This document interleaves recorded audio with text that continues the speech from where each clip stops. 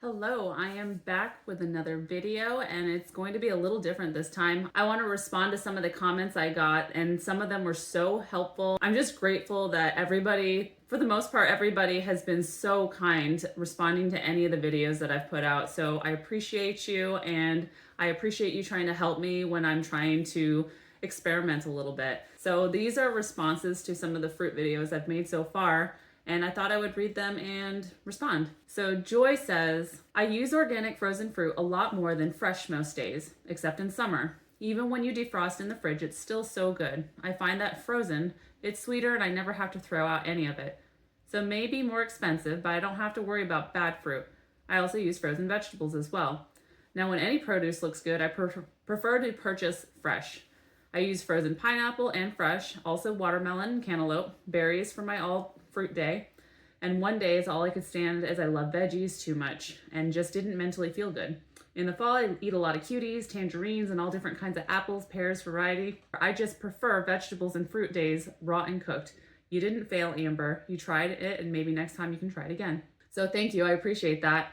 I agree that doing a fruit day was a lot easier than trying to do a mono fruit day.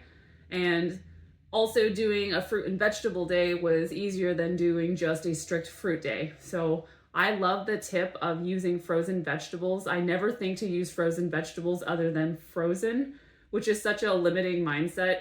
You could totally let it thaw out on the counter or in the fridge. Just eat it plainly on its own and it would be delicious because usually the frozen stuff's picked at its peak ripeness before it's frozen. So technically, some might claim that it's actually probably healthier than the stuff that's picked fresh and early and, before it was ripe. So it was attempting to ripen on the way to the store and that kind of thing. So there's a lot to be said for frozen fruit over fresh fruit. And I need to consider using that as a staple rather than just constantly thinking I have to eat it frozen. So thank you for that tip. And I'm going to try and remember it, especially as winter comes along and I know I'm gonna feel a little limited when it comes to fruit. So this one is from Angel. I love your truthful approach. Very inspiring for me because I've done just about every type of vegan lifestyle and it's hard to stick to just one thing. Plus the purist mindset of some people promotes ED. I completely agree. As somebody who's tried so many different versions of a vegan diet, mostly the low-fat versions, and I really appreciate all the plant-based doctors who have said eating a low-fat plant-based diet is best for health. And I agree when you get into some of the restrictive mindset because you feel like you have to have it raw or you have to have it just be fruits and vegetables. And as much as we all want to believe that we live in this perfect world where we have abundance, and we really do have a lot of abundance, but it doesn't mean that abundance is super quality, fresh, delicious, appetizing. Like, it's got to be a lot of those things for it to be super successful. I suppose if we lived in a utopia, and this is going to connect to another comment, but if we lived in some sort of utopia, this wouldn't be a problem at all, and it wouldn't look like an ED because it would just be our ideal and what looks fresh and what looks enticing, and we would just go for that first because that's what looked good. We just get to follow our own instinct, and that's a cool concept, but as a society, we're not there. I was just listening to an interview where the person was arguing that 100% raw would be the ideal, and sure, 100% raw would be the ideal. I can see that. But if you're going to compare maybe bad raw versus good cooked, then maybe the good cooked food would be better for you than, say, the low quality raw food, if that makes any sense. I just know that if all we're trying to do is focus in on the specific rules that we have to follow. I just remember feeling trapped by certain rules when I was in more of my eating disorder mindset. So if I place these rules in, it adds a layer of stress in your life that you really don't need. And maybe you could just eat something subpar and move on with your day. And then it's not an obsessive thing, because I think in your ideal shouldn't be stressful. And that's the point. So if it doesn't work, it doesn't work. If it's something you can try and strive towards, which is that's what I'm trying to do. I'm trying to experiment because I'm striving towards eating more raw or high raw. but it doesn't mean that I'm going to hate myself if I don't eat all raw one day, or if I don't eat raw most of the day. You just have to love yourself. All right, here's the comment that kind of touches on the other one, and I really appreciate this because as somebody who thinks, hey, if I just move to the tropics, this might be ideal. Here's where something like this, where somebody who does live in the tropics has an opinion on it. Liberated Lioness says, interestingly, the tropics is always referenced as an environment that always has fruits and vegetables available and accessible at all times. As someone who lives in the tropics, I'm sorry to disappoint the folks that believe that, because that's not the reality. As with all places in the world, the tropics experience extreme weather patterns and as a result have major issues with food security. I eat a 100% raw plant-based diet, and it's a challenge to get adequate fruits and vegetables sometimes to feel satiated and meet my caloric needs. I can't tell you how many times I have contemplated returning to a cooked, whole foods, plant-based diet, but my mind, body, and spirit won't let me so far. Most people where I live are supermarket shoppers, consuming a nutrient-deficient diet, high in bad fats, processed sugars, and other processed foods and food products that are imported, and that is the reality. Hope this clears up the misconception of the tropics food situation.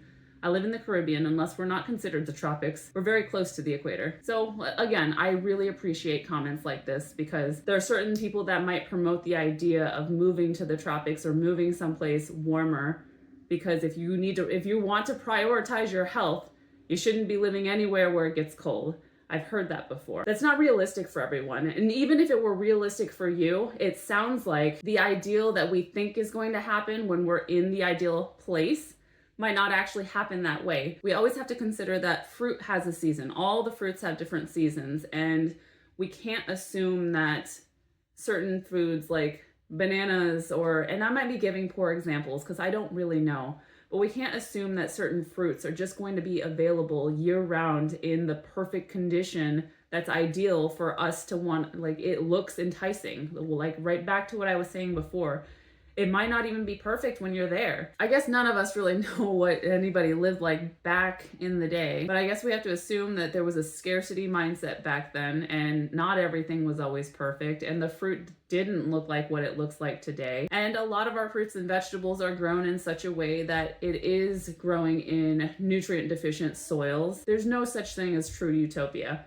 Some people, some experts may claim, hey, we live in this utopia because everywhere you live, you have access to a grocery store that has at least bananas. But I think it's unreasonable to assume that somebody's just going to eat bananas because that's what's available and that's what's affordable.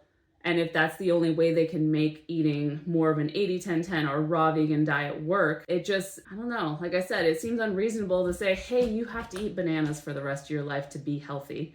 So you've seen the stuff I've put out. While I love the fruit, I do think there's room to still be healthy, including cooked foods. And that's why I want to be able to bring in the balanced approach. So it's always been, if it works for you, it works for you. If you don't want to change what works for you, don't change it. If it's not working for you, this is where we make those changes, where we make those tweaks, right? So that's always what I've promoted. And the last comment I wanted to get around, if you don't remember, I had that watermelon day where I was trying to go mono watermelon, and both of my watermelons turned out to be awful, and they were overripe, and it just felt like a waste of money. And that happens anytime I have bad fruit. It happens. That's the nature of eating a lot of raw food. It's just not gonna always be good. So Skeleton Diet, or Skeleton City, they reminded me with this comment: Costco return policy is forever. We shamelessly return garbage quality fruit. We don't even bring the fruit back. They just refund us. And I don't know if it's my lazy mindset or I just forgot, but you're so right. Thank you for reminding me. I should be getting refunds on my crappy fruit. I didn't even think to do that. And I appreciate you pointing out something that should have been obvious to me, but it wasn't. So I just thought that if these comments and the tips in the comments were helpful to me, maybe they would be helpful for somebody else watching. So I appreciate, once again, all the people that comment on my videos. It's nice to know that it's not just nobody listening on the other side. And so far, they've been kind. So thank you for that. I will see you in the next one.